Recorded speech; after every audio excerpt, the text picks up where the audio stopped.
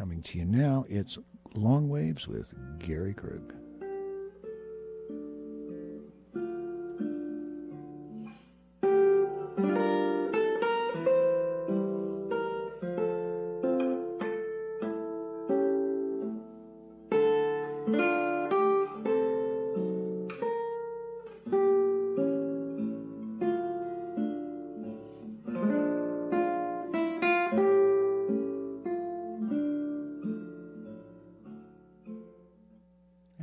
Tell you right at the beginning of today's show, as I always do, that the opinions expressed on this show are solely my own and are not necessarily those of KYRS, its staff, management, or underwriters.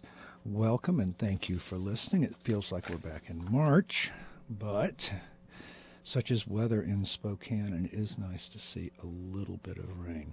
I have a slightly different show again today. I love playing with new formats, and I have a new format here. The title of today's show is Something Better to Imitate. And I'm borrowing the phrase from Mark Twain's essay, The United States of Lyncherdom, which is a deeply ironic essay, and one has to read it very much with that in mind. Twain makes the point in this essay that humans don't enjoy seeing suffering. Now, again, he's being ironic, and we'd have to recognize that it's a hard thing to agree, having seen the pictures of lynch mobs, for example, and other mobs with those frozen hysteric grins, their eyes all wide open and dilated, staring out like crazy people. There are other examples we could find of people who take some interest in the suffering of others. Every time there's a car crash, especially a bad one, everyone has to slow down and rubberneck, take a good long look at it. Or there's a disaster somewhere, everybody has to go and drive down to the disaster, and that often creates enormous problems for the emergency personnel. And what are they hoping to see? A bit of blood, a mangled body, what? They stare with fascination at the horror of another's tragedy, and especially at the horror of another's tragic demise. So, Twain suggests that it's not that people enjoy seeing suffering that gets them to the lynch mob, that gets them to the lynching, but is rather simply that they imitate the behaviors of others. They copy them, they mimic them. And hence the essay, they need something better to imitate. I could just cite a couple of passages from Twain's essay here.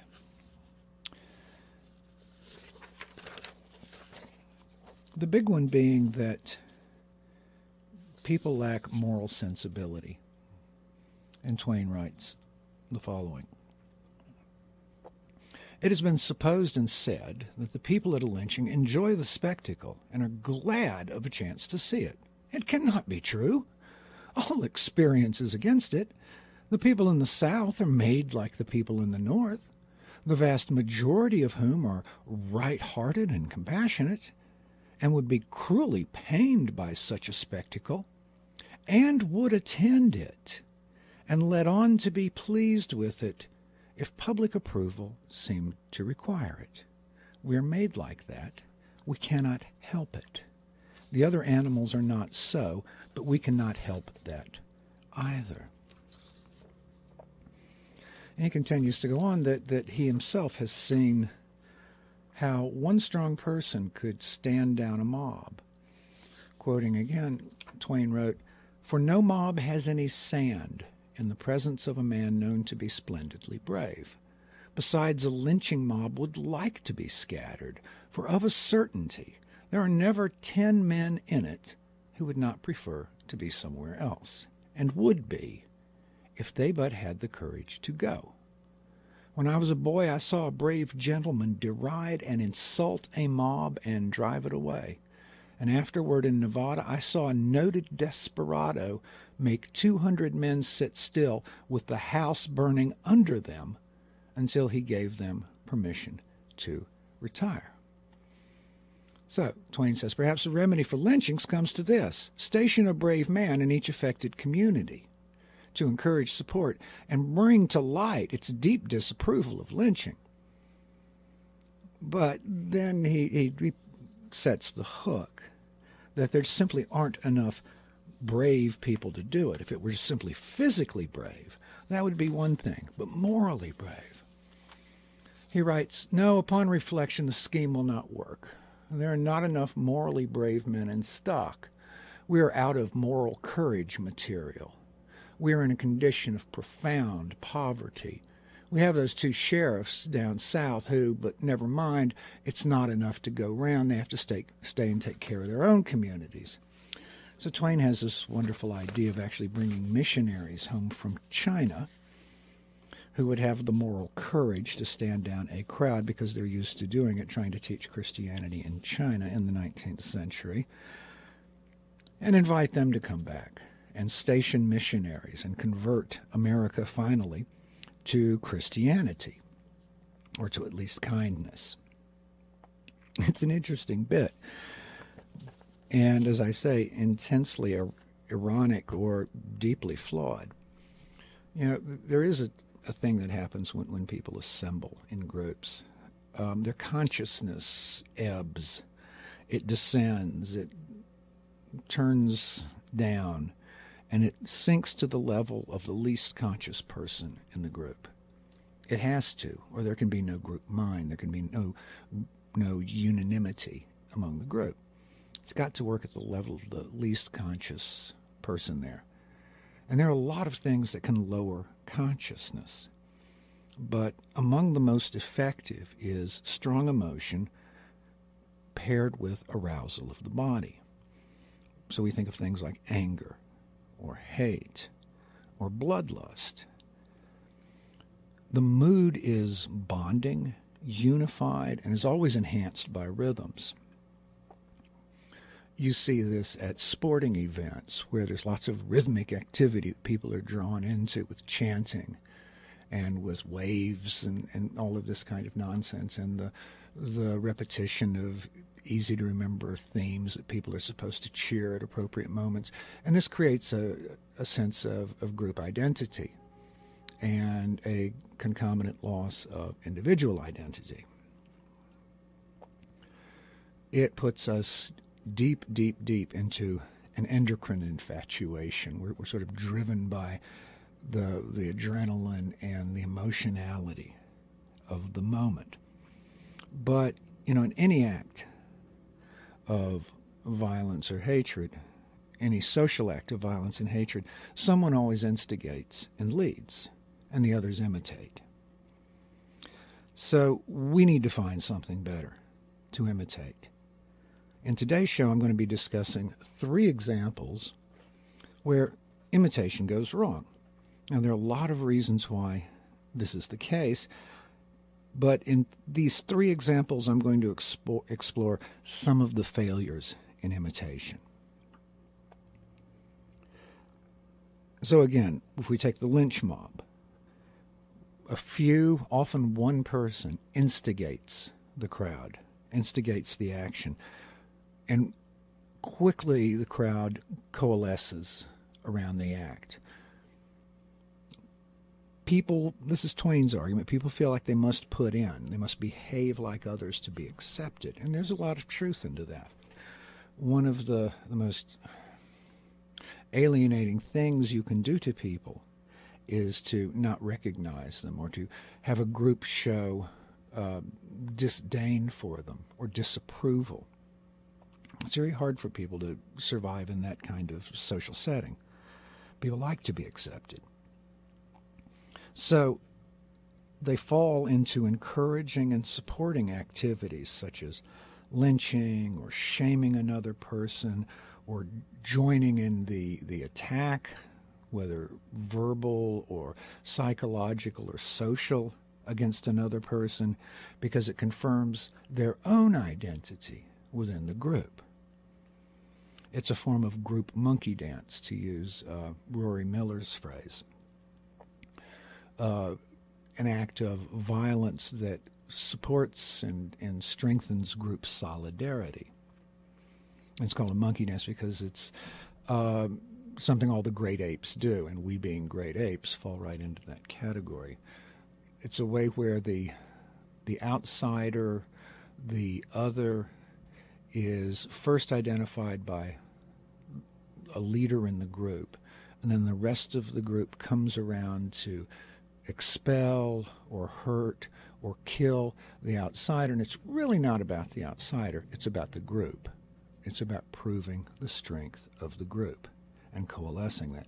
So this is the first example we'll be looking at, and we'll be looking at Judge Carlton Reeves' remarks on the conviction in Mississippi of a lynching in 2011. The second example I want to look at today are these men's rights activists, so-called, and pickup artists, so-called. These are people who spout misogyny, who spout anti-feminism, who blame all of the problems in the world on the fact that women aren't the submissive sex beasts, sex slaves that these men's rights activists want them to be. That somehow, because women don't fit into this 1950s fantasy, that somehow they're evil and it hurts these men. Now, these people fall into small, self-contained little circles in which they begin to create similar kinds of stories, similar kinds of explanations about the world, which others reinforce and repeat and extend. And they do this mainly online. They also do a kind of group monkey dance where they will team up and attack women who have drawn their ire, Anna Sarkeesian and a number of others we'll talk about in a minute. Misogyny is the common form here. Misogyny is a common form which is amplified by this constant embellishment and competition to be more of a men's rights activist than the other, showing your status by your anger, by your vituperation, by your attacking the other, showing your status, enhancing your status.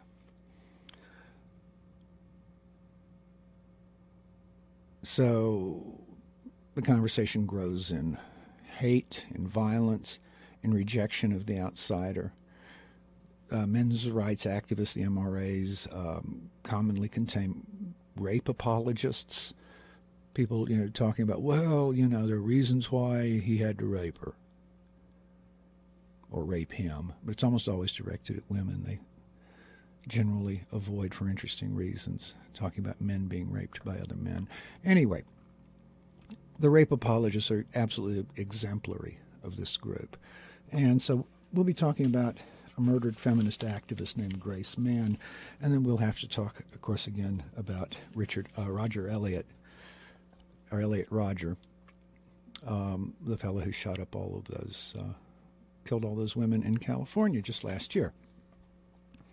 And finally, there's a third category here where we have some failures of imitation, and that is the mendacity and confusion of a propagandized people, where people are lied to, misinformed, deliberately manipulated emotionally. People are fed disinformation about themselves and others and led to construct and hate enemies who yesterday were even friends or even unknown, and to take inordinate pride and satisfaction in the forces that hurt and kill and destroy other people.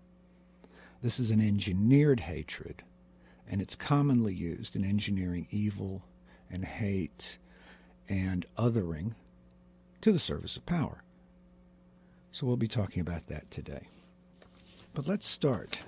Let's start with the case of an African-American man, James Craig Anderson, who in 2011 was killed in a parking lot in Jackson, Mississippi, which is a town I grew up in, one of them.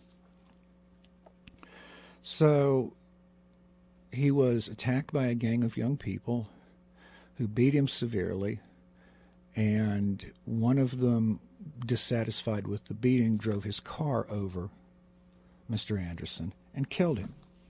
So I'm going to be reading a few excerpts from the full statement of Judge Carlton Reeves from the federal bench, who oversaw the case, who judged the case, and he is also African American.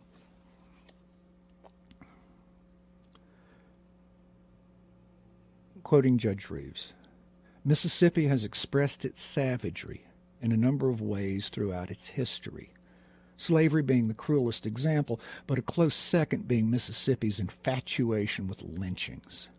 Lynchings were prevalent, prominent, and participatory. A lynching was a public ritual, even carnival-like.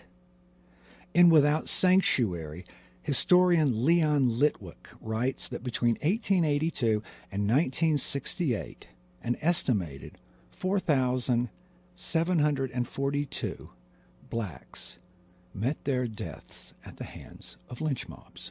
4,742. The number is actually probably much, much higher. But that's the official number.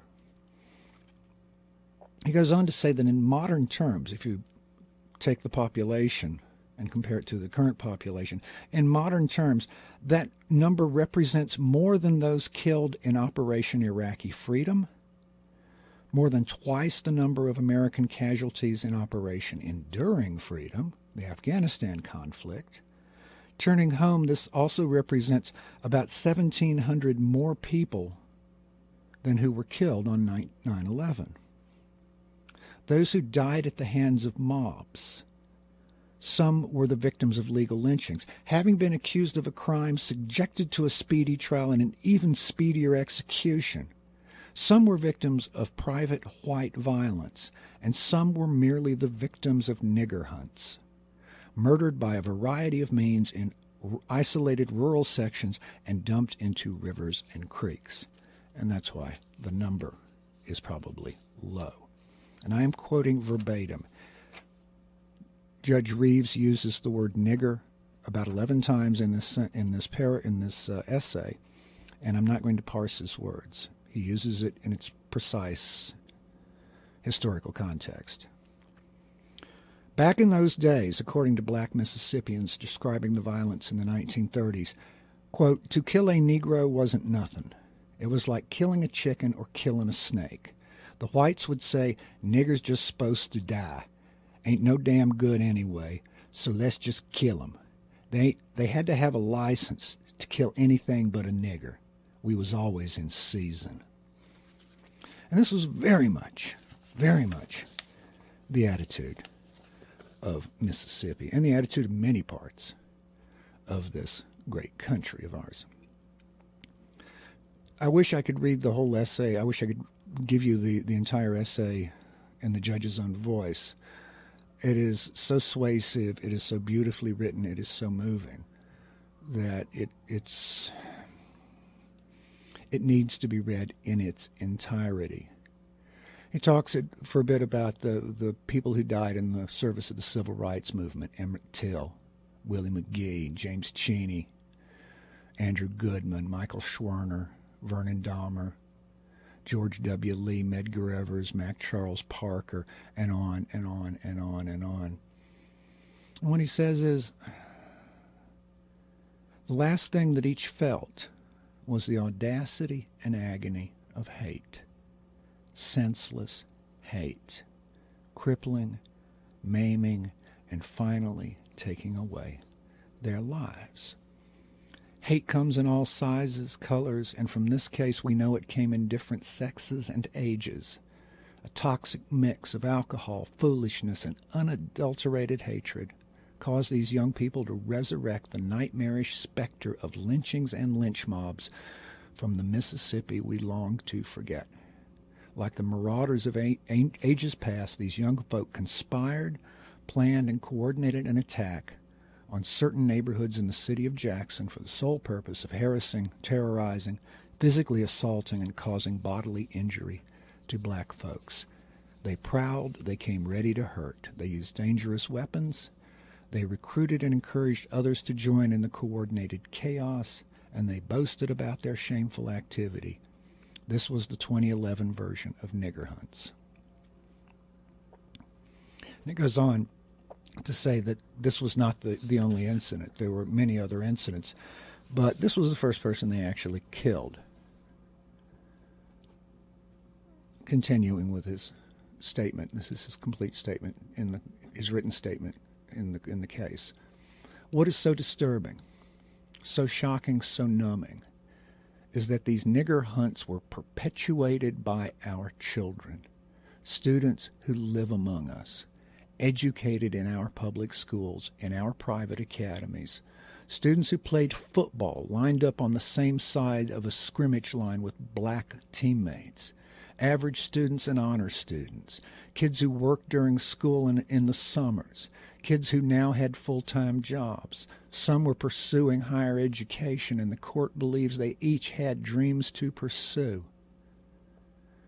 In letters received on his behalf, Dylan Butler, whose outing on the night of June 26 was not his first, has been described as a fine young man, a caring person, a well-mannered man who is truly remorseful, a very respectful, a good man, a good person, a lovable, kind-hearted teddy bear.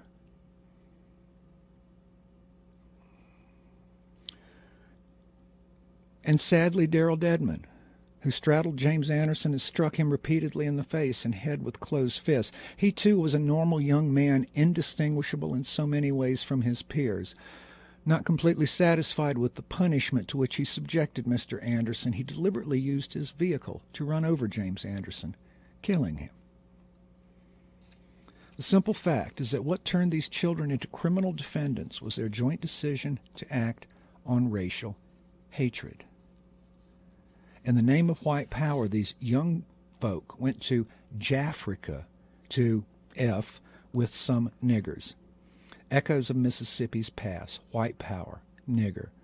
According to the Fifth Circuit Court of Appeals, the word nigger is universally recognized opprobrium, stigmatizing African Americans because of their race. It is the nuclear bomb of racial epithets, and yet it's the word the defendants used in committing their crimes.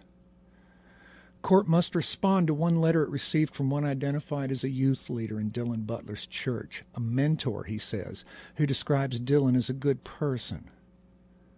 The point that there are plenty of criminals that deserve to be incarcerated is well taken. Your point is that Dylan is not one, not a criminal, is belied by the facts and the law. Dylan was an active participant in this activity, and he deserves to be incarcerated under the law.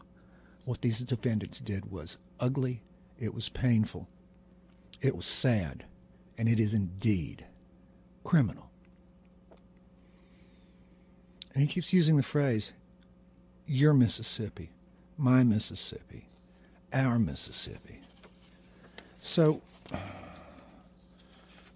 what's the takeaway? There's no doubt that one or two persons started this idea of going into Jaffrica and looking for black people to assault. And the rest of them fell in. The rest of them fell in. An ugly word for an ugly practice, lynching. These people fell back upon the templates of their history. They imitated their ancestors, their grandparents, and likely their parents. You know, there was a movie called Ghosts of Mississippi that got everything about the civil rights movement wrong, except a couple of major facts. But the Ghosts of Mississippi are the old practices and beliefs, these old templates that still live there. And they swirl through the heavy nights and hang on those wisteria-scented high humidity evenings, and they creep into the body through the pores. But somebody started it. The rest of them followed. So we've got failed imitation right through the entire process that led to the death of a man who did nothing except be black. Now, on to my second example, is composed of those people who fall into those little self-contained circles of men's rights activists who share imagined grudges based on fancied slights. You see these people all the time. They get together with somebody else because they've both been hurt somewhere, and they're going to sit down and go into a pity circle, a pity party as some people call it, and wind each other up and cry in their beer. You find them in these little circles in bars or in the beer hall of Munich where the putsch was planned. You find them on chat rooms. You find them on Reddit sites. And you find there are some people whose thoughts and fantasies end up emulated, end up as models for others, and the followers follow the leaders in these fantasies and in these thoughts and in these expressions of what exactly is wrong with the world, because boy, they will tell you. So these men's rights activists, these men going their own way, I wish they would, these pickup artists and the other alphabet soup groups that define themselves through their pains, these groups, they talk to each other in these small circles, and they raise to prominence those who are particularly audacious in their hatred of women or in their fantasy of violence against women, those women who cannot fit into this anachronistic conception of what women should be. Now, it's no surprise that feminists are especially hated by these people. For these men see women speaking of their power, of their rights not to be assaulted and harassed by every man who fantasizes a connection with them. These men's rights activists see women as demonic creatures who exist only to hurt men or steal from them.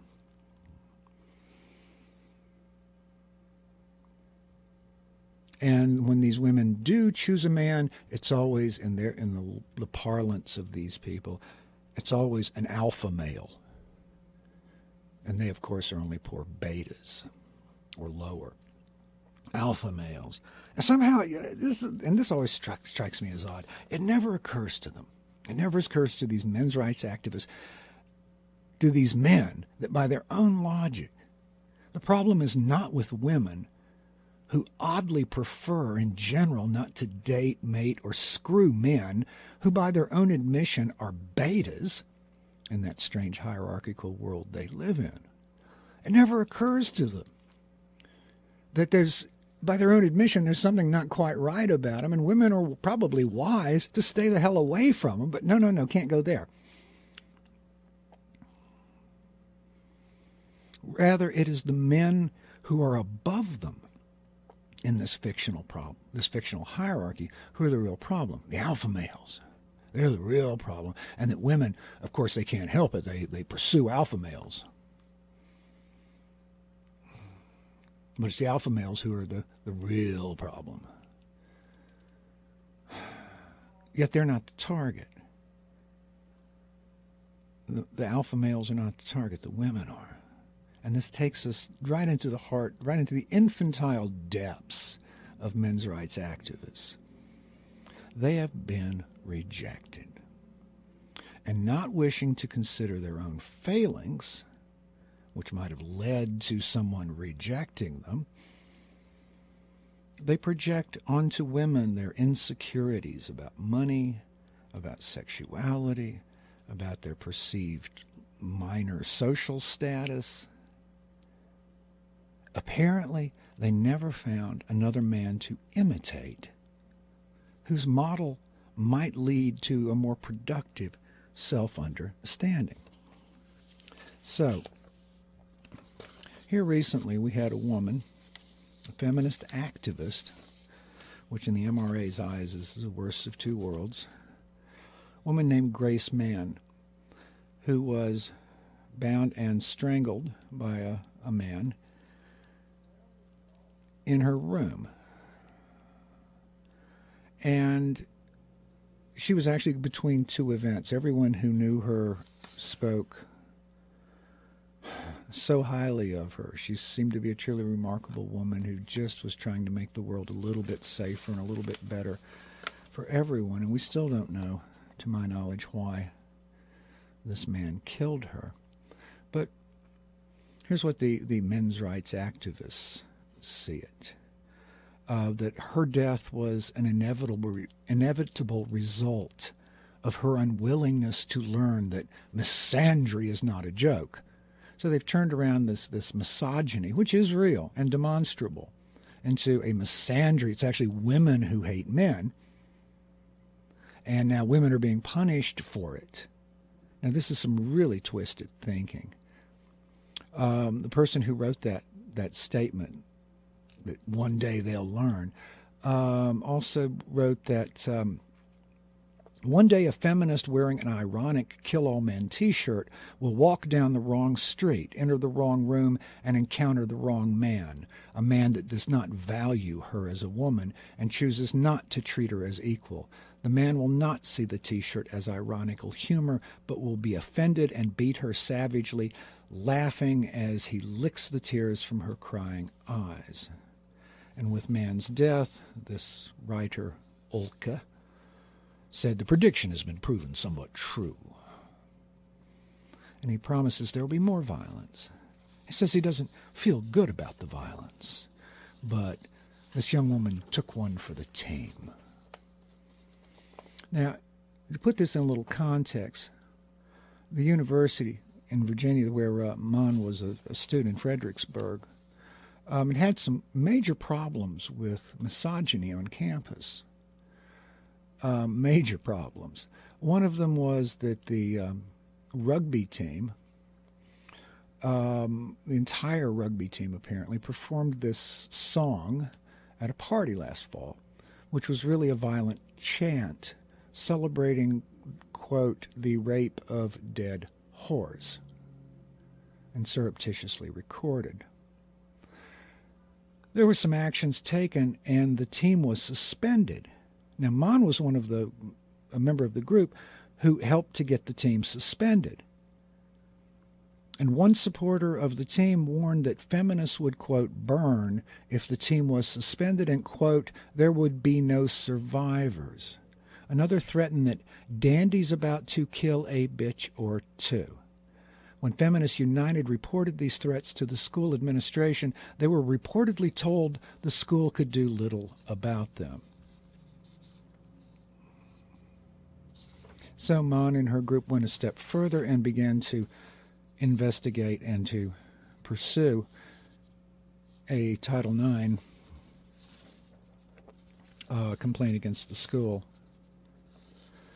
which would have serious effects if the school shows a systematic failure to protect members of a group from, quote, sexually hostile school environment. So anyway, the woman was murdered. We still don't know precisely why, but it is interesting that the men's rights activists and their apologists were all like, yeah, well, we said she'd get hers, didn't we?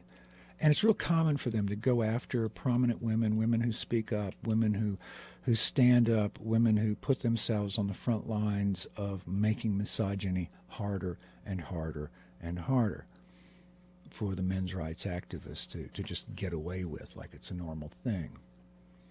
But the poster boy of this whole bit, the poster boy of the whole men's rights attitude, was Elliot Rodger. And that whole movement, the men's rights movement, tried to distance themselves as far and as quick as they could from Elliot Rodger. But he had been one of their own. He had been posting on their blogs, and his attitudes were very much in keeping with the attitudes of the men's rights groups. When he would write things like, the most beautiful of women choose to mate with the most brutal of men, instead of magnificent gentlemen like myself. This is Elliot Rodger. Women should not have the right to choose who to mate and breed with. That decision should be made for them by rational men of intelligence. If women continue to have rights, they will only hinder the advancement of the human race by breeding with degenerate men and creating stupid, degenerate offspring. This will cause humanity to become even more depraved with each next generation, and on and on and on. This kind of just raving, narcissistic, angry behavior. But here's a bit that's revealing, and this does go right back to the men's rights people. This is, again, Elliot Rodger. Quote, "Some boys randomly pushed me against the lockers as they walked past me in the hall. One boy was tall and had blonde hair and called me a loser right in front of his girlfriends. Yes, he had girls with him, pretty girls, and they didn't seem to mind that he was such an evil bastard. In fact, I bet they liked him for it. The meanest, most depraved men come out on top, and women flock to these men. Their evil acts are rewarded by women, while the good, decent men are laughed at." This next line is key. "I hated the girls even more than the bullies because of this." So, trying desperately still to fit into the group of men. He ends up hating the women for the actions of men who also want nothing to do with him. He goes on, he doesn't go on anymore. He went on to say that men should start envisioning a world where women fear you. Newsflash, women already do fear men. You ask women what they're afraid of in meeting men, and it's very different from what men will say. Men will say they're afraid of being rejected or being ridiculed or embarrassed. Women will say they're afraid of being killed or murdered or raped. So, misogyny through and through. And these men's rights activists fit right into it. So they'll pull away from Elliot Rodger. They'll pull right away from it and say, well, but, no, we don't actually encourage that. They'll say they're not responsible. But is this not childish denial that we would seek to correct in our children when they deny an action for which they are ashamed? Yet they are responsible. Just as the crowd composing the lynch mob fuels the hate and violence of the few who tie the rope or light the fire that burns a human to death, they encourage the misogyny, the sexism, the hatred at the source of their shared fantasy of the one who wronged them, who hurt them. They write and speak of violence and vengeance against others, which eloquently captures the fantasies of revenge and inflicted pain that they nurse and share. They especially delight in the harassing and threatening of women online. Now, as I say, they rarely embrace killings or rapes or murders with full-throated approval, but they mutter about how she had it coming, and they suggest veiled threats of other men killing and raping, suggesting in their small folly, their madness among themselves, a folie à nous, I guess we'd have to call it, a small shared delusion of the group, that one day will come when the world will embrace their viewpoint, and these injured, pathetic boys will have infinite access to the fantasies that don't challenge their insecurities. They'll be forever hard, forever worshipped, forever powerful. And is that not the most infantile and pathetic fantasy you've ever heard out of an adult? And this is revealing of the adolescent coward who'll join a mob because he feels aggrieved and powerless and wishes to act out, not at the person who hurt them, but against someone they see as even more powerless than they are. This is key. They'll cheer on the mob until sunrise, and then they'll turn away sheepishly and deny their own complicity. And I call them adolescent because rather than face their own failures and inadequacies, rather than face their own lack of courage and look into their own hearts and live and grow into adults, assuming responsibility for their own lives and actions, rather than do any of this, they'll take the coward's role and blame another for their lack of courage. And they're so-called victims galore in these men's rights activists and pickup artist pages.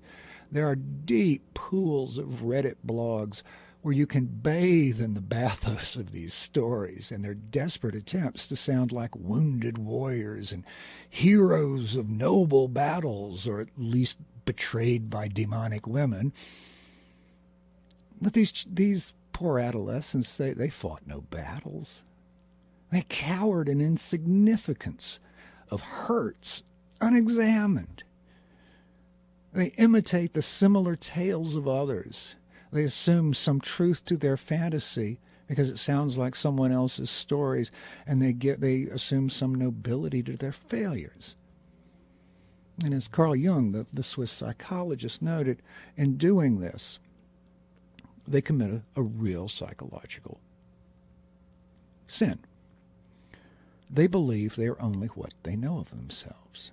And so they compound stupidity with iniquity. Having no interest in growth or self-awareness, they believe themselves harmless. Those who encourage the murderer, the lynch mob, the rapist, they are implicit. Those who stand by and talk about it as something that should happen, they are complicit. Those who laugh at the jokes, they are complicit. They build the stage upon which the tragedy is enacted, and they provide the audience to applaud. It's so easy for a coward to feel brave among a crowd. They need to find something better to imitate.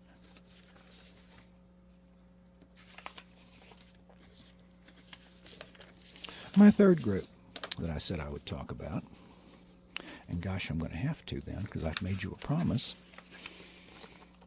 Third group consists of the remainder of us all of us who see these daily stories on the news and on TV and here and there and everywhere about all the evils in the world which threaten us constantly, which must destroy us if we don't destroy them. So we had to go to Afghanistan to get Al-Qaeda, to get bin Laden. And now we have Seymour Hersh, yet another voice saying the entire story told about bin Laden is a lie. Not only was he not the demonic leader and the mastermind of 9/11, but he wasn't hiding. He was being held by parts of Pakistani military apparatus, according to Mr. Hersh's article.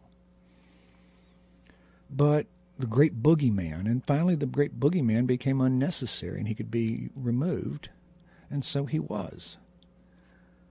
Or somebody was. It may not have even been him. We don't know. And Hersh raises these issues, and he's not the first. This is Seymour Hersh, the man who uncovered the My Lai massacre. This is one of the great investigative journalists of the last 50 years, still writing. And I believe anything he writes much more than I believe anything that comes out of the White House or the DOD or the Pentagon. So we have all these evils which we must destroy. Al-Qaeda, Daesh, Syrian dictators.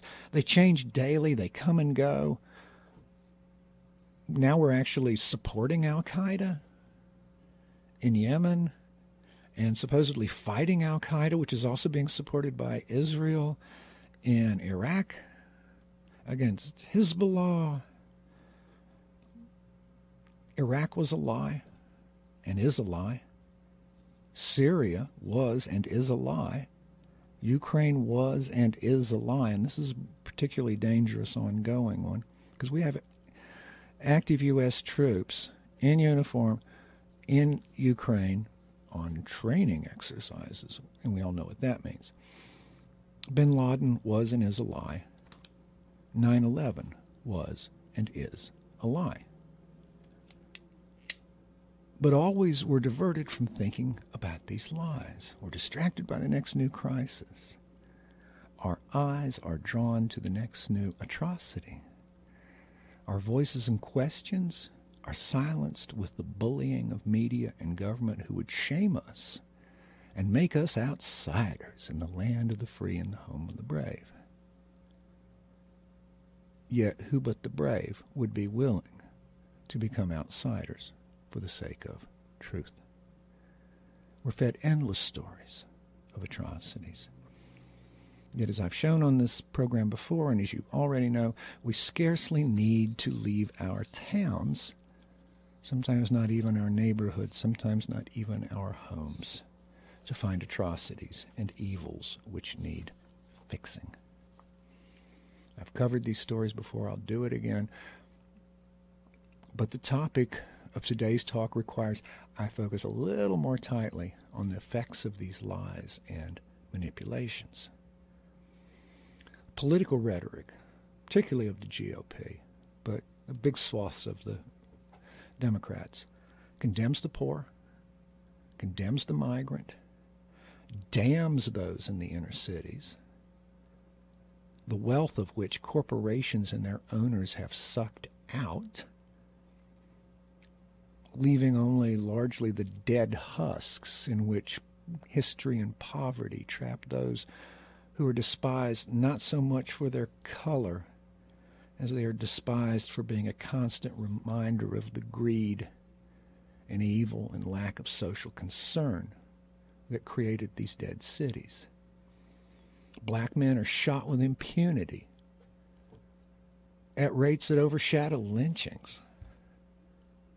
And that this is done by police makes it no less lynching. Lynching is an attitude.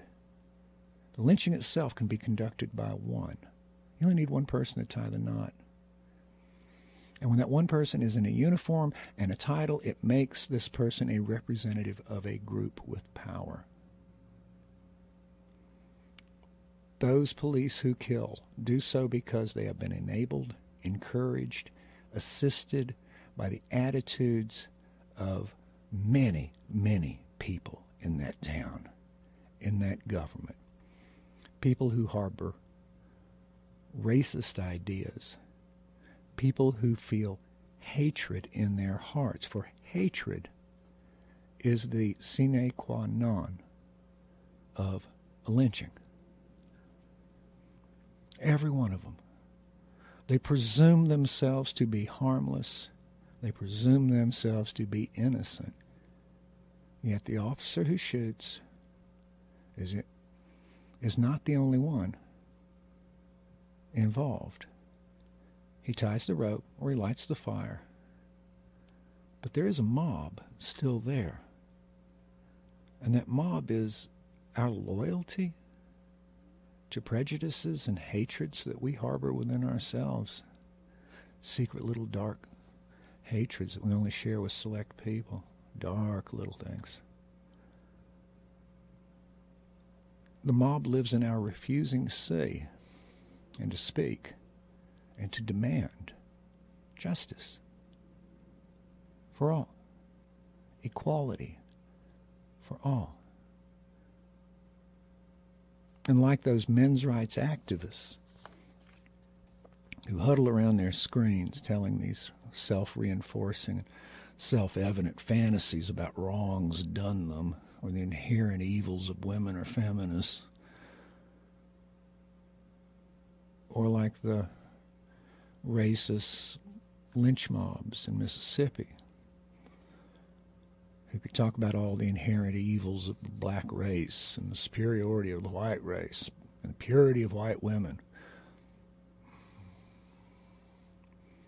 Just like these people, we too live in our own bubbles,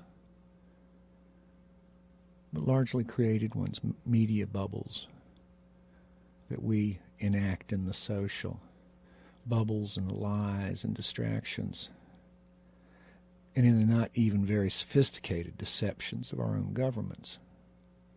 We learn to hate. We learn to harbor hatred and fear and loathing toward others. See, advertising and PR not only sells toothpaste and presidents, it sells hatred. It sells enemies. It sells loyalties.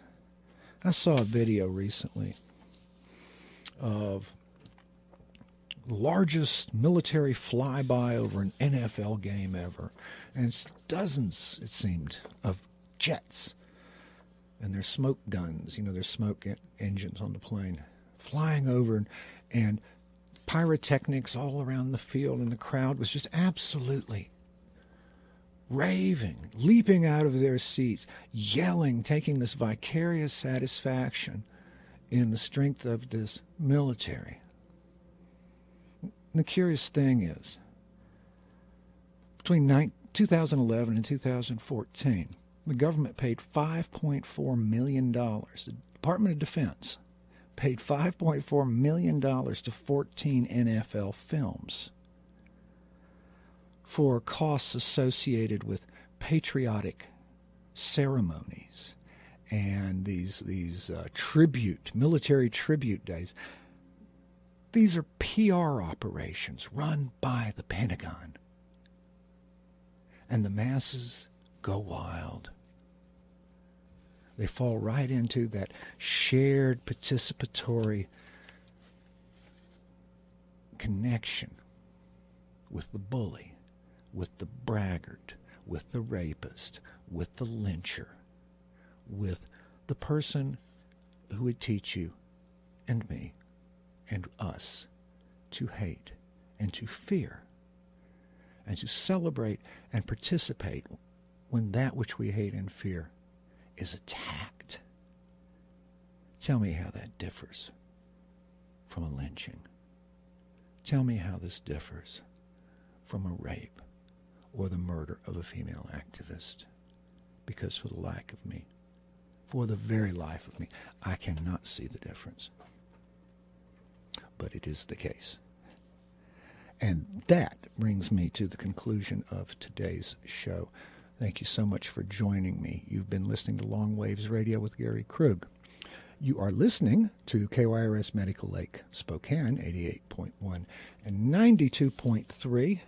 As always, this show is streamed live on the intertubes. You can write me, longwaves at kyrs.org. You can find the Facebook page, Long Waves Radio. You can find podcasts of previous shows, including this one, as soon as I can get it edited and on the web, at YouTube. Put in quotes, just search in quotes, Long Waves Radio. 3 separate words, Long Waves Radio. Bring you right up, and you can listen to this show and other shows in the past. Again, thank you so much for listening. I'll be back next week, and hopefully I can get that ancient promo pulled off the air. Take care until next week. Be smart, be safe. Have a good one.